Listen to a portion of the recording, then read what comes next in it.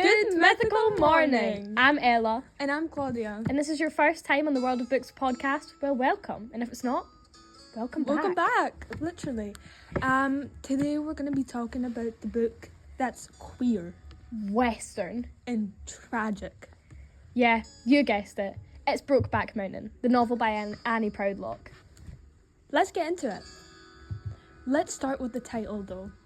Well, obviously it's very nostalgic. It refers to the place they first met. Brokeback Mountain in itself is a symbol of the love Ennis and Jack share. It's the place where their story first started, you know? Yeah. It's where it all began and somewhere they always wish to return to. Oh, I absolutely love that about the book. They always use it to refer to the time that's passed. Like, when they say in the book, the fourth summer at Brokeback Mountain, we notice how much they go back. Like, this is a constant repetition. Yeah. It's essentially a symbol of their salvation. Salvation. That's it. The book gives us a signal that their love will never truly end, forever in a state of nostalgia and reminiscence about their summer of love. It's the trope of the one that got away. Constant marriages and new lovers, yet they're always coming back to each other. Yeah, their yearly meet for a fishing trip. Although it's obvious to the reader that it's definitely much more than a fishing not trip. just fishing trips. And even Ennis's wife along the story catches on to that as well. Everyone knows that it's not as normal as they make out. Yeah. That there is a hidden love there. We see that earlier in the book too. Exactly. Yeah. The denial of their queerness is a huge part of the book. Like when they're in the hotel room together and Ennis and Jack talk about how they both have wives and kids, so obviously they can't be, gay. They don't ever say the word, but they're always alluding to it. Yeah. It's almost like their love is so much more than that in the way they view it. They're not denying that there's love shared, but they deny that they're men in love. More like they're just lovers. It's so much more special than the ordinary relationships they have with their wives. It's like they see each other beyond that. They see each other beyond being two men, loving each other and being gay, but instead this sort of soul connection. Yeah, exactly. Absolutely. Another type of atmosphere we feel in Brokeback Mountain is Jack and Ennis's need to be masculine. Yeah. This is Western set in the 60s, so obviously the themes are very masculine.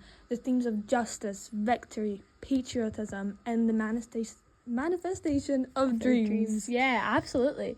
Like, can we just talk about the turning point near the end when Ennis and Jack realise that they can't keep seeing each other occasionally, as being apart is making them both completely lovesick? Oh, the men do differ in terms of masculinity. Absolutely. Jack is very lovesick and constantly imagines a future with them together, full time. Jack wants to die with Ennis. He often highlights how he can't handle their inconsistency. Like when he says, "I wish I knew how to quit you." Oh, gut-wrenching.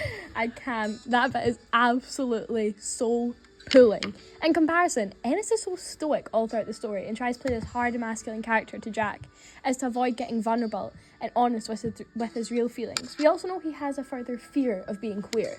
He tells stories about his past of gay men he knew being murdered for being open. Yeah. Like the two men that had the ranch. As opposed to Jack, who is not open to Ennis about this, but we know as the reader he is quite involved with other men during his rodeos and when he's a part of all of that. Rodeo, it sure is a rodeo.